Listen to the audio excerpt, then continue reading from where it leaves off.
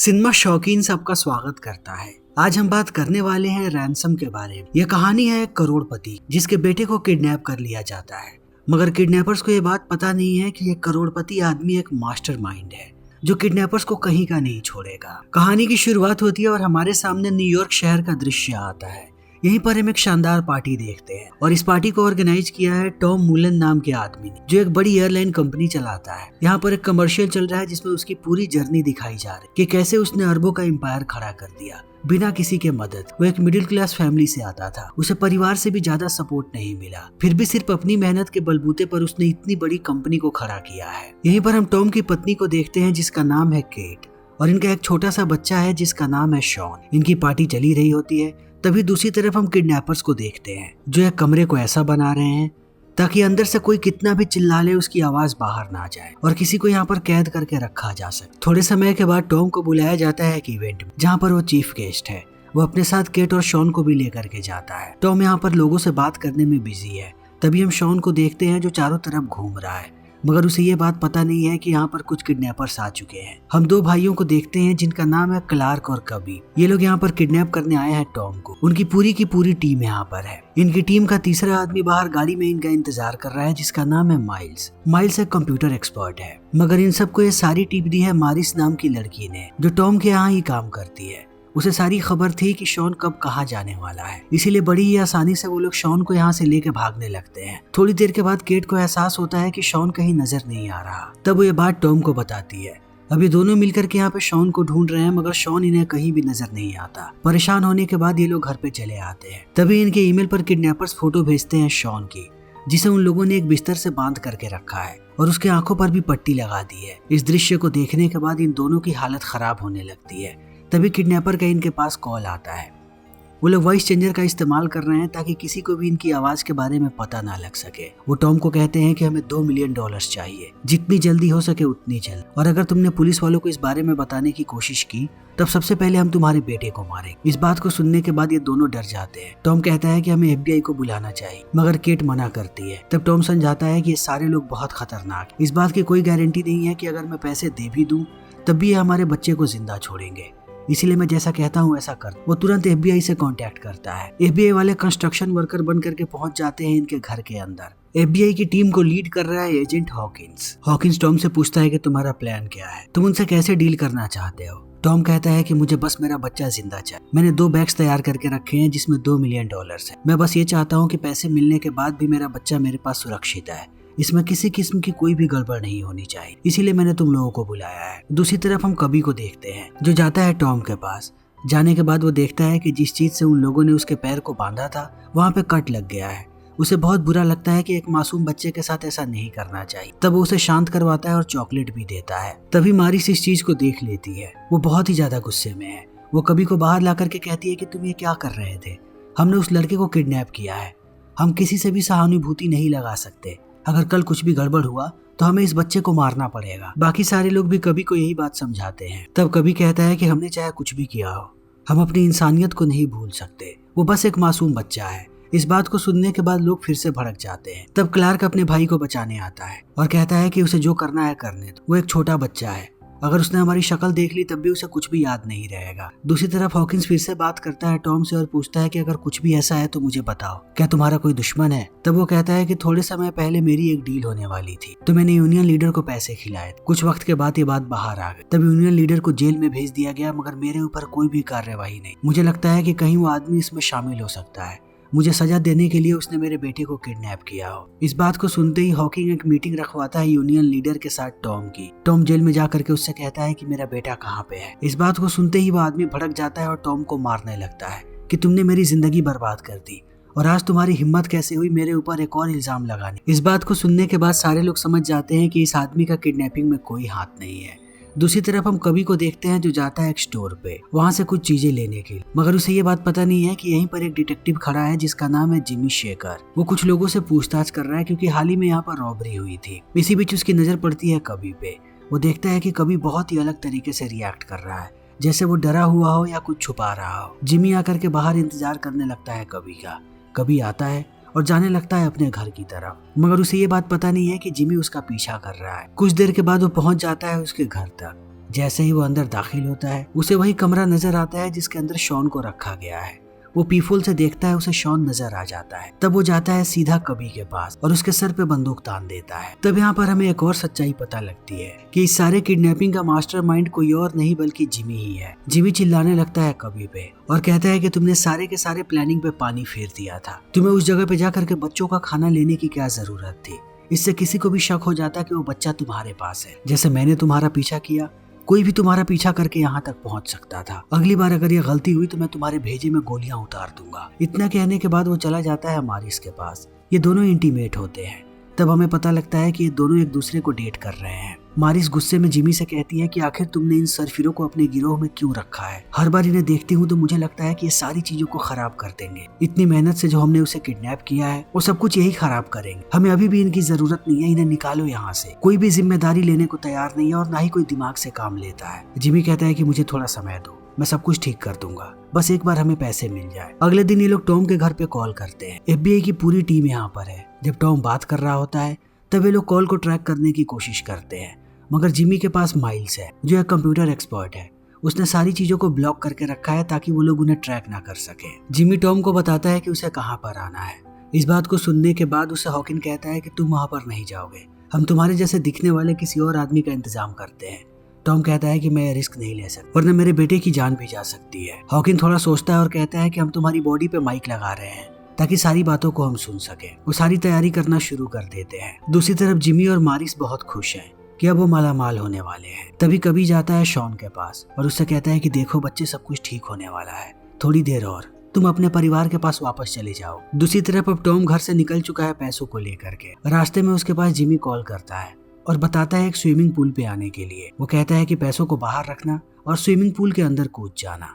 Tom ऐसा ही करता है, मगर पानी में कूदते ही उसका माइक्रोफोन खराब हो जाता है। अब FBI वाले उसकी किसी भी बात को नहीं सुन सकते। टॉम देखता है कि पानी के अंदर एक लॉकर की चाबी है। चाबी लेकर के वो सीधा जाता है लॉकर रूम में। जैसे ही लॉकर को खोलता है उसे अंदर एक और फोन मिलता है। जिमी उसे कहता है कि एक काम करो, अपने कपड़े बदलो और बैग में जितने भी पैसे हैं तुम्हें यहीं पर एक और बैग मिलेगा, उसमें डालो और सारे पैसों को लेकर के आओ, पीछे एक गाड़ी खड़ी है। टॉम ऐसा ही करता है, वो चला आता है पीछे। तभी यहाँ पर FBI वाले आते। उन्हें ना टॉम मिलता है और ना ही पैसे, सिर्फ यहाँ पर खाली बैग्स पड़े हुए हैं। अब टॉम बैठ चुका है दूसरी गाड़ी में। वो गाड़ी चलाना शुरू कर देता है। जिमी उसका पीछा कर रहा है और बात कर रहा है फोन पे। आधे रास्ते में वो कहता है कि तुम हर बार पैसों की मदद से अपनी सारी दिक्कतों को ठीक कर लेते हो, जैसे तुमने यूनियन वाले मसले को ठीक किया था, मगर इस बार मामला बहुत ही गंभीर। इन बातों को सुनने के बाद टॉम कहता है कि मेरा बेटा कहाँ पे है, मुझे उससे बात करनी है, मगर जिमी उसे ऐसे ही गुस्सा दिलाते रहता है। तब टॉम गाड़ी को रोक देता है एक जगह पे। तब उसे एहसास होता है कि फोन पे बात करने वाला आदमी अगल बगल में ही, क्योंकि जैसे ही उसने गाड़ी रोका शायद वो रेंज से दूर हो गया, इसीलिए आवाज कटने लगी है। वो दोबारा ड्राइव करना शुरू करता है। जैसे जैसे वो आगे बढ़ता है फिर से सिग्नल ठीक हो जाता है। जिमी उसे कहता है कि अब जंगल की तरफ जाओ, तुम्हें वहाँ पर एक आदमी मिलेगा, उसे पैसे दे दो, फिर मैं तुम्हें बता दूंगा कि तुम्हारा बेटा कहाँ पे। टॉम ऐसा ही करता है। जैसे ही वो जंगल की तरफ जाता है उसे कभी नजर आता है जो उससे पैसे लेने आ चुका है, मगर पैसे देने से पहले टॉम उससे पूछता है कि मेरा बेटा कहाँ पे है। कभी गुस्से में कहता है कि अभी पैसे दो, तुम्हें तुम्हारा बेटा मिल जाएगा। मगर जैसे ही पैसे लेकर के वो जाता है हम 2 हेलीकॉप्टर्स को देखते हैं ऊपर। यहाँ पर FBI की पूरी टीम आ चुकी है। अब कभी भी घबरा करके गोलियां चलाने लगता है। तभी हेलीकॉप्टर से स्नाइपर गोली मारता है सीधा कभी के गले में, जिससे वो गिर जाता है नीचे। टॉम भागता हुआ आता है कभी के पास और उससे पूछता है कि मेरा बेटा कहाँ है, लेकिन कभी मर चुका है। इस चीज को देखने के बाद अब टॉम आग बबूला हो जाता है और पूरी FBI वालों की टीम पे भड़क जाता है। सबको कहता है कि तुम लोगों ने मेरे बच्चे को मारा है। ये आदमी अगर जिंदा होता तो हमें बता देता कि मेरा बेटा कहाँ पे है। तुम लोगों को इसे मारने की जरूरत नहीं। वो हॉकिन को भी मारने के लिए दौड़ता है। तब हॉकिन उसे शांत करवा के कहता है कि वो मरने के बाद भी हमारे काम का है, अभी भी हम पता लगा सकते हैं कि वो आदमी कौन है। कुछ समय के बाद उनके पास कभी की पूरी फाइल होती है। हॉकिन कहता है कि ये बस एक छोटा मोटा क्रिमिनल है और ये हमेशा अपने भाई क्लार्क के साथ काम करता है। क्लार्क मास्टरमाइंड है, तो अब हमें क्लार्क को ढूंढना है। अगर वो मिल गया तब हमें शॉन भी मिल जाएगा। दूसरी तरफ हम क्लार्क को देखते हैं जो गुस्से से आग बबूला हो रहा है। वो जिमी को कहता है कि मेरा भाई मर चुका है, अब मुझे इस प्लान को और फॉलो नहीं करना, मैं शॉन को मारने जा रहा हूँ। मारिस भी यही कहती है कि उसे मार करके हम काम को खत्म करते हैं, मगर जिमी रोक देता है। कहता है कि उसके मरने से हमें कुछ नहीं मिलेगा, अभी भी प्लान हमारा ऑन है। वो क्लार्क को कहता है कि तुम थोड़े समय रुक जाओ, ये लड़का बिल्कुल मरेगा, मगर उससे पहले हम टॉम से पैसे लेंगे, फिर तुम जैसा चाहोगे वैसा हो जाएगा। इस बात को सुनने के बाद सब लोग दोबारा शांत हो जाते हैं। उन्हें दोबारा उम्मीद की एक किरण नजर आ रही है। दूसरी तरफ हम टॉम को देखते हैं। उसने सारी चीजों को फिगर आउट कर लिया है। वो हॉकिंस से कहता है कि जो आदमी वहाँ पर पैसे लेने आया था वो मेरे बच्चे का एड्रेस जानता था, मगर उसने नहीं बताया। वो बहुत ही ज्यादा कंफ्यूज था, यानी कि उस टाइम भी वो शॉन को मेरे हवाले नहीं करने वाले थे और अब तो वो बिल्कुल भी नहीं करेंगे अगर हमने उन्हें पैसे दे भी दिए तो। तभी जिमी इनके पास कॉल करता है और कहता है कि तुम्हारे पास आखिरी मौका है। मेरा एक आदमी मर चुका है मगर मुझे उसकी परवाह नहीं है। अगर अभी भी तुमने $2 मिलियन मुझे दे दिए तो तुम्हारा बेटा तुम्हें मिल जाएगा। मगर इस बार FBI वाले कहीं भी नजर नहीं आने चाहिए। इस बात को सुनने के बाद टॉम को समझ में आ जाता है कि जिमी की प्लानिंग क्या है। पैसा मिलते ही वो शॉन को मार देगा। वो जिमी को कहता है कि अगले 5 घंटे के अंदर तुम एक बार न्यूज चैनल देख लेना। वो सीधा निकल करके जाता है एक न्यूज चैनल के पास और लाइव आता है। लाइव आने के बाद वो कहता है कि मैं अपने बच्चे के किडनैपर्स को कोई पैसा नहीं देने वाला। उसने $2 मिलियन को अपने सामने रखा है लाइव टेलीविजन पे। वो कहता है कि ये पैसे हर उस आदमी को मिलेंगे जो किडनैपर्स को मार देगा और मेरे बच्चे को सही सलामत लेकर के आएगा, चाहे वो पुलिस वाला हो या कोई आम आदमी। मुझे मेरे बच्चे से मतलब है, मगर इनमें से एक पैसा किडनैपर्स के पास नहीं जाने वाला है। इस खबर को देखने के बाद जिमी घबराया हुआ और बाकी सारे लोग भी। वो किडनैपर्स को कहता है कि अब तुम लोग मरने वाले हो। अगर तुम लोग सच में जिंदा रहना चाहते हो तो मेरे बच्चे को सही सलामत मेरे पास भेज दो। मैं इस डील को कैंसिल कर दूंगा और तुम्हारे पीछे कोई नहीं आएगा। दूसरी तरफ इस खबर को देखने के बाद केट और पूरी की पूरी FBI की टीम परेशान है कि आखिर टॉम ने ये क्या किया। टॉम के साथ अब कोई नहीं है। वो सीधा आता है केट के पास। वो कहता है कि मैंने उस आदमी की आंखों में देखा था और मैंने बात किया है उस किडनैपर से फोन पे। यही सही रास्ता था। अगर मैं उन्हें पैसे दे देता तो अब तक उन लोगों ने मार दिया होता शॉन। सिर्फ एक यही रास्ता है। तब केट भी शांत हो जाती है। दूसरी तरफ जिमी जैसे ही आता है उस घर पे, वो देखता है कि सारे लोग लेकर के गए हैं शॉन को मार करके दफनाने के लिए। वो भागते हुए आता है इनके पास। वो देखता है कि क्लार्क मारने वाला है शॉन। तब वो क्लार्क को उठा के पटकता है। तभी मारिस चली जाती है शॉन को मारने के लिए। तब वो उसे भी मारता है और इन पे बंदूक तान करके कहता है कि मेरा प्लान अभी भी ऑन है। कोई भी मुझे धोखा नहीं दे सकता और न ही मुझे बेवकूफ बना सकता है। मैं जानता हूँ कि पैसे कैसे लेने हैं। वो एक खुफिया संदेश भेजता है केट के पास और उसे एक खुफिया जगह पे बुलाता है अकेले। उसने ये भी लिखा है कि कुछ भी हो जाए ये बात टॉम को पता नहीं लगनी चाहिए। केट पहुंच जाती है उस एड्रेस पे। तभी जिमी मास्क पहन के आता है। पहले वो केट को मारता है, फिर शॉन की टी-शर्ट दे करके कहता है कि जल्दी ही तुम्हारा बच्चा मर जाएगा अगर मुझे मेरे पैसे नहीं मिले तो। अब केट बहुत ही ज्यादा दुखी है। वो रोती हुई आती है टॉम के पास। यहाँ पर हॉकिंस भी है। वो टी-शर्ट दिखाती है। हॉकिंस टॉम को कहता है कि तुमने न्यूज वालों के पास जाकर के गलती कर दी। शॉन को बचाने का हमारे पास एक ही मौका है और वो है पैसे दे करके। मगर टॉम इतनी आसानी से हार नहीं मानने वाला।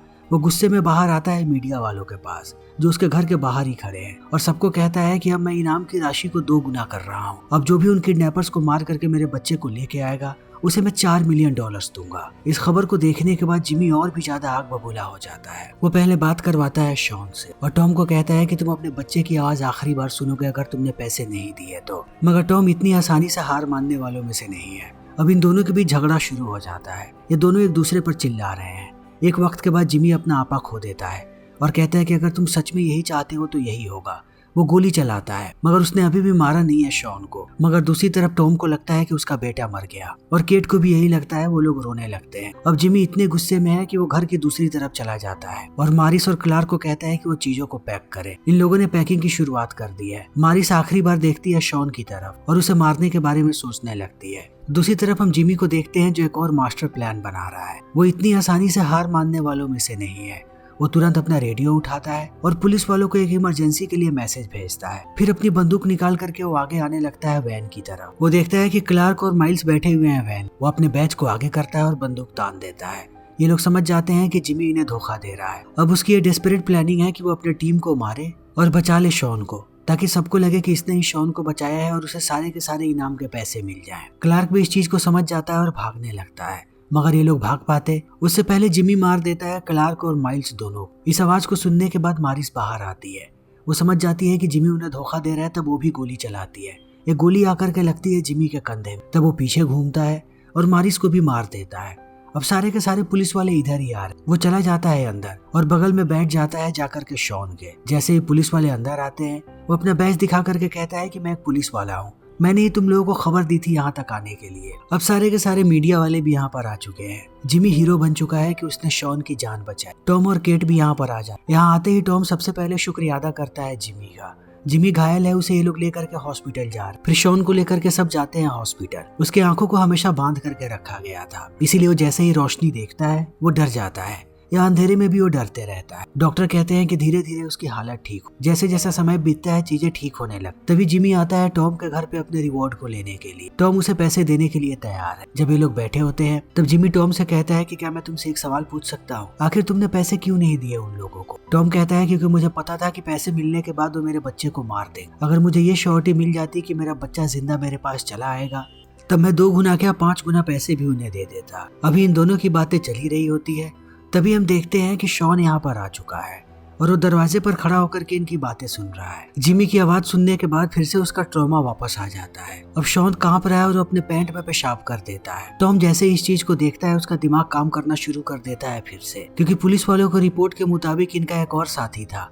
जितने भी लोग वहाँ पर मरे उनमें एक आदमी मिसिंग है जो भाग चुका था, यानी कि वो आदमी कोई और नहीं जिमी ही है। वो जिमी की तरफ देख रहा होता है तभी यहाँ पर केट आती है और जिमी को गले लगा करके उसका शुक्रिया अदा करती है कि उसकी वजह से उसका बेटा आज भी जिंदा है। मगर टॉम इस बात को समझ चुका है कि जिमी इन सब में मिला हुआ था। वो चेक काट करके देता है यहाँ पर जिमी को। जिमी देखता है कि टॉम परेशान है। वो समझ जाता है कि टॉम को पूरी सच्चाई समझ में आ चुकी है। अगर वो चेक लेकर के निकला तो वो तुरंत पुलिस वालों को बुला लेगा और बैंक में उसका चेक भी कैश नहीं होने वाला। तब जिमी बंदूक निकाल करके तान देता है टॉम पे। उसे कहता है कि मैंने गोली इसलिए नहीं खाई है कि मैं जेल जाऊं। अभी के अभी तुम बैंक में कॉल करो और मेरे अकाउंट में सारे के सारे पैसे ट्रांसफर करवाओ। टॉम कहता है कि ऐसा नहीं हो सकता, इतने सारे पैसे वो सिर्फ एक कॉल से ट्रांसफर नहीं करेंगे, मुझे बैंक में चलना पड़े। तो एक काम करो, तुम मेरे साथ बैंक चलो। जिमी कहता है कि अगर तुमने कोई भी चालाकी की तब मैं दोबारा वापस आऊंगा और इस पर तुम्हारे बेटे को जिंदा नहीं छोड़ूंगा। ये दोनों निकल पड़ते हैं बैंक के लिए। रास्ते में जिमी टॉम से कहता है कि एक प्राइवेट जेट बुलवाओ, पैसे मिलते ही मैं देश छोड़ करके निकलना चाहता हूँ। तब टॉम कॉल लगा देता है। जिमी को लगता है कि वो प्राइवेट जेट बुला रहा है, मगर टॉम ने कॉल किया है हॉकिंस को। हॉकिंस सिर्फ बातों को सुन रहा है, उसे कुछ भी समझ में नहीं आ रहा, मगर वो ये बात समझ जाता है कि जरूर कोई ना कोई दिक्कत है। टॉम उसे एड्रेस बता देता है कि जेट प्लेन लेकर के कहाँ पे आना है। अभी दोनों पहुंच जाते हैं बैंक के अंदर। जिमी को सब कुछ नॉर्मल लग रहा है। टॉम अंदर जाता है और मैनेजर को कहता है कि मुझे $4 मिलियन का वायर ट्रांसफर करना है। वो लोग डिटेल्स लेने लगते हैं जिमी का और पैसे ट्रांसफर हो जाते हैं। मगर जैसे ही ये लोग बाहर पहुंचते हैं जिमी देखता है कि 2 पुलिस वाले उसे रोक रहे हैं। वो समझ जाता है कि कुछ ना कुछ तो गड़बड़ जरूर है। वो दोनों पुलिस वालों को मार करके भागने लगता है, मगर टॉम यहीं पर है। वो लड़ने लगता है अब जिमी से। इन दोनों के बीच लड़ाई हो रही है, दोनों घायल हो चुके हैं। टॉम ने बंदूक छीन ली है जिमी की। तभी यहाँ पर हॉकिंस भी आ जाता है पूरे पुलिस फोर्स के साथ। सब लोग टॉम को कहते हैं कि वो बंदूक नीचे फेंक दे, मगर टॉम ऐसा नहीं करता। तभी जिमी दूसरी बंदूक निकालता है, लेकिन वो गोली चला पाता उससे पहले टॉम गोली चला देता है। इस चीज को देखने के बाद हॉकिंस गोली चलाता है जिमी पे और उसे मार गिराता है। सामने आकर के वो पूरी जिम्मेदारी लेता है कि उसने गोली चलाई है, टॉम ने कोई गोली नहीं चलाई, ताकि टॉम के ऊपर कोई भी कार्यवाही ना हो। तभी यहाँ पर केट आती है और वो गले से लगा लेती है टॉम। ये लोग घर के लिए निकल जाते हैं। हॉकिंस नहीं चाहता कि टॉम के ऊपर किसी किस्म की कोई भी कार्यवाही हो कि उसने जिमी को मार दिया, और ऐसा ही होता है। अब सारे लोग खुश हैं। फिर इसी के साथ फिल्म यहीं पर खत्म हो जाती है। तो दोस्तों, हमारी आज की ये वीडियो यहीं पर खत्म होती है। अगर आपको हमारी ये वीडियो पसंद आई हो तो इसे लाइक करें, शेयर करें और चैनल को सब्सक्राइब करें। Thank you.